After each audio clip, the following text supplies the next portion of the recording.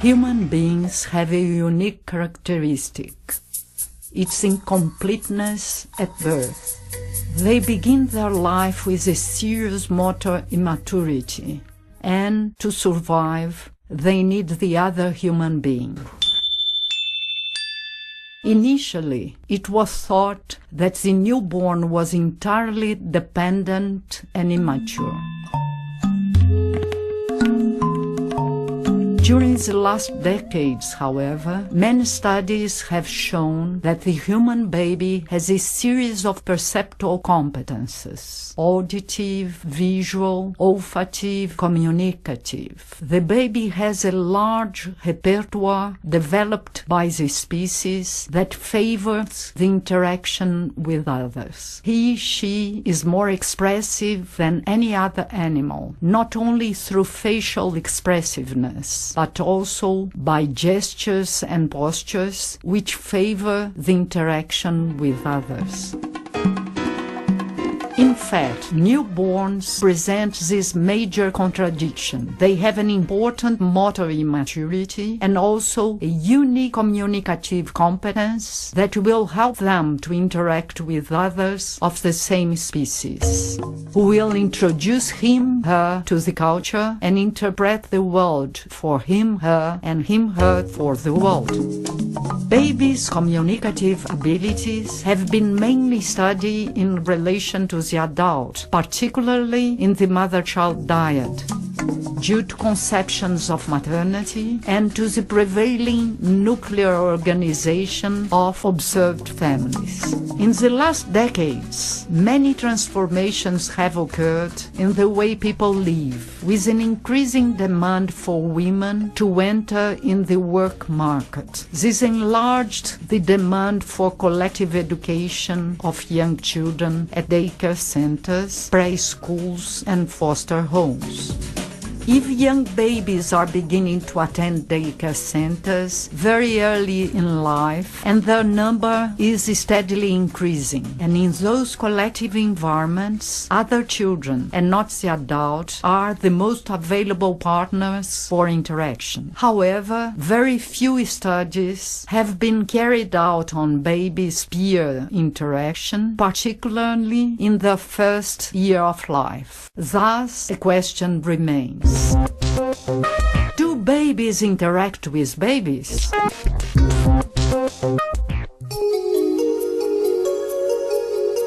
Usually, it is difficult to observe and to state that interactions between babies are occurring, chiefly because most observational studies on babies are done at the home environment, where there are few children and very few of same-age peers. And in those environments, the privileged partner is usually the adult, particularly the mother. In daycare context, there are more children and the adult-child ratio is much lower. Consequently, the researcher has more possibilities to observe and to apprehend the interactive process between children, even among the very young ones. In this quite recent context, the interactive process between babies is beginning to be investigated. But, in fact, this collective care structure and frequent contact between young children is not new. It brings back the structure of extensive families, which has decreased during the last century. Today, the families are smaller, more nuclear, and consequently, young children have less contact with peers, chiefly during their first year of life. I totally agree with you that the interaction with peers is not a new event, but those new collective educational environments created new interactive possibilities for the babies and even required the observation of the baby's interaction.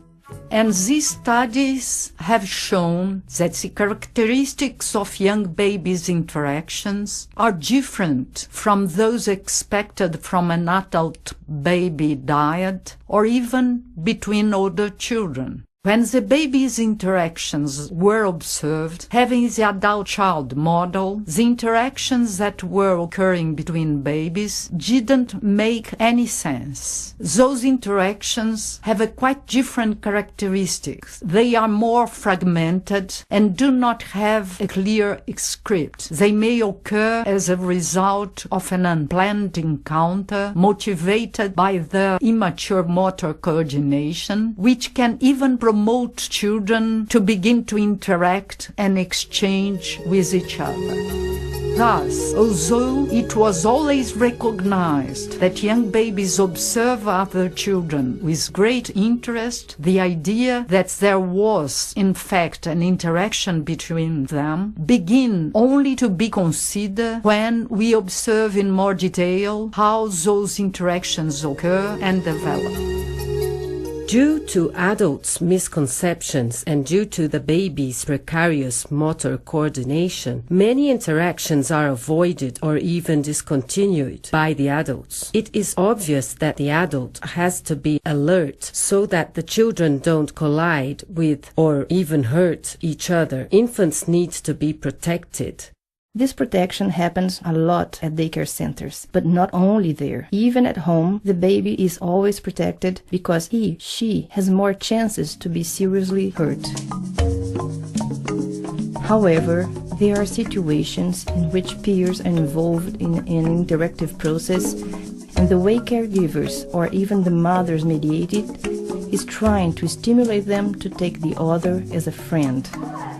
Then you have adults saying things like, "Look at your little friend. It is almost a dance. It is a dance of hands and bodies of the adults around the children, supporting, protecting, directing, or holding their hands when they think infants might get hurt." Adults can even take the child away when they realize that there is something in the relationship, in the interaction, that might put the children at risk.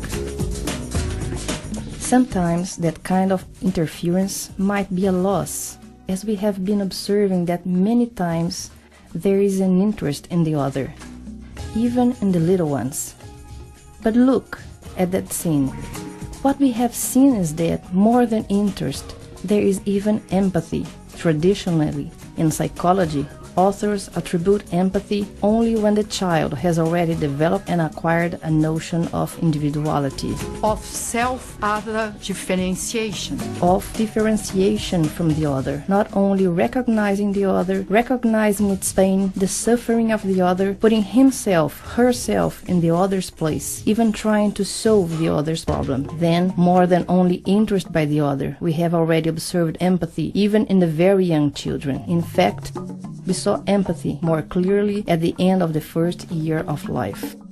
Those very subtle events on infants' interactions can be more properly investigated with the use of video recording. It has been used in more recent studies, especially from the 80s onwards. It allows an ongoing record of the scenes, which can be seen many repeated times, so that one can perceive details that could be lost if only analyzed through immediate observation. And those studies have demonstrated that the interactions between young children, especially in the first year of life, can be fluid due to the baby's poor motor coordination and attention, but they are not always brief. You apprehended those infants' interaction qualities during your postgrad research, didn't you? So, tell us a bit about the children's age range. Tell us about your research work, which, in fact, inspired some of the commentaries that we have been making here. I worked with a video database, which was organized during the thematic research regarding 21 babies' adaptation to a daycare center. Babies were from 4 to 18 months old at their daycare entrance. Through that study, it was possible to perceive that interaction does not only mean to make something together by two children. Many times, a children has his/her behavior regulated by the other, although the other, and even the adult, doesn't know that he/she is regulating it. And many times, we, the adults, intervene, bringing other objects for the children, many times identical objects, because we think that the children are mainly interested in the object that the other is playing with.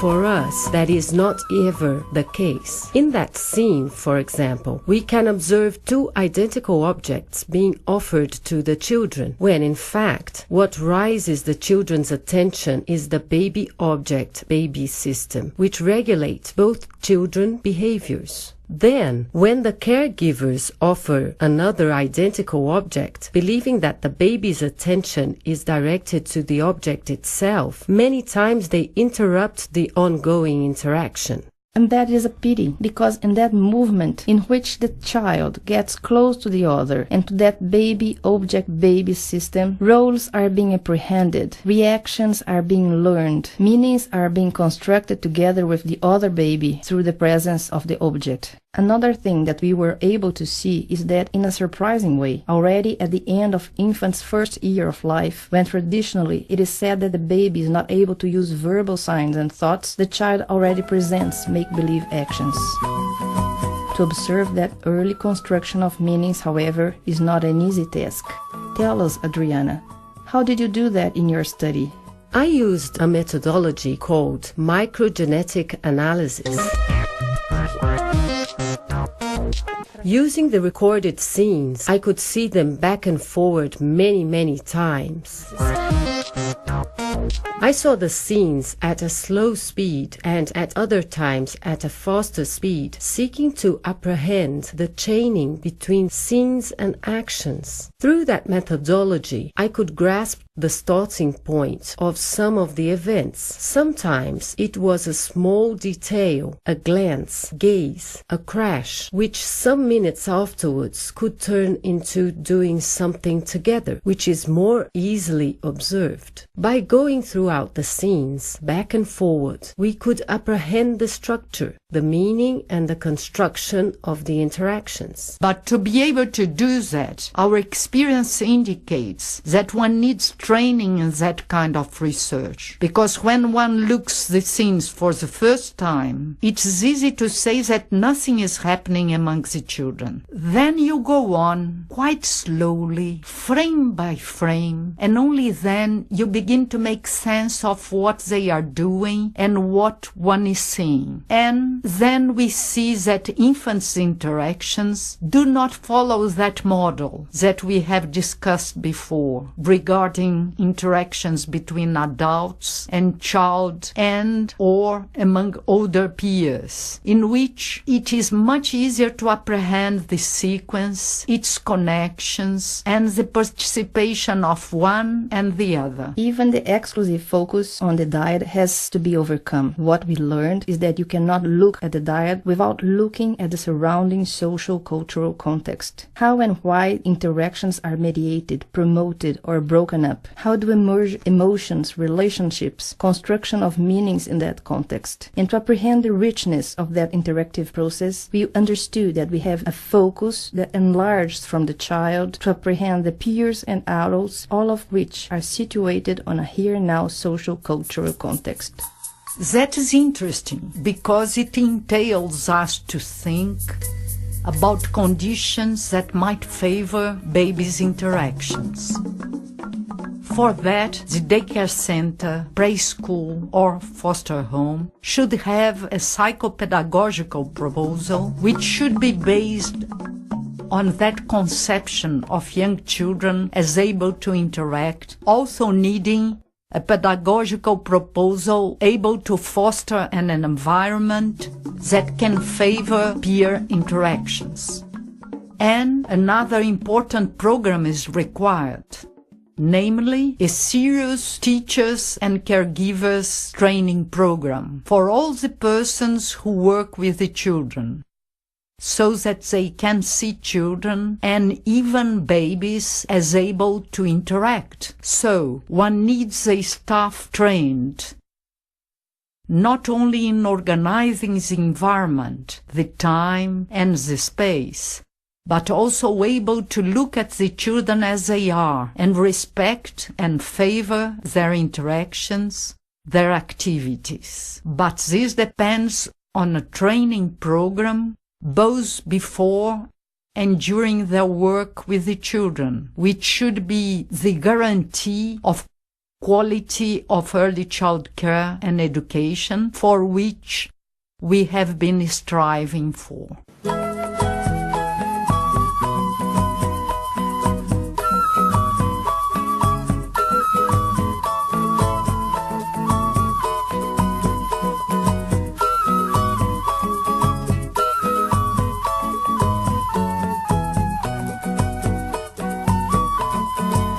Siri que dança na beira do manguezal, feito criança brincando no seu quintal. Siri que dança na beira do manguezal, feito criança brincando no seu quintal. Dança Siri, dança Siri, dança. Dança Siri, pra alegria das crianças. Dança Siri, dança Siri, dança. Dança Siri, pra alegria das crianças. Anoiteceu, maré subiu, cadê Siri? Siri sumiu, foi se esconder do mar sem fim, pra não morrer. Siri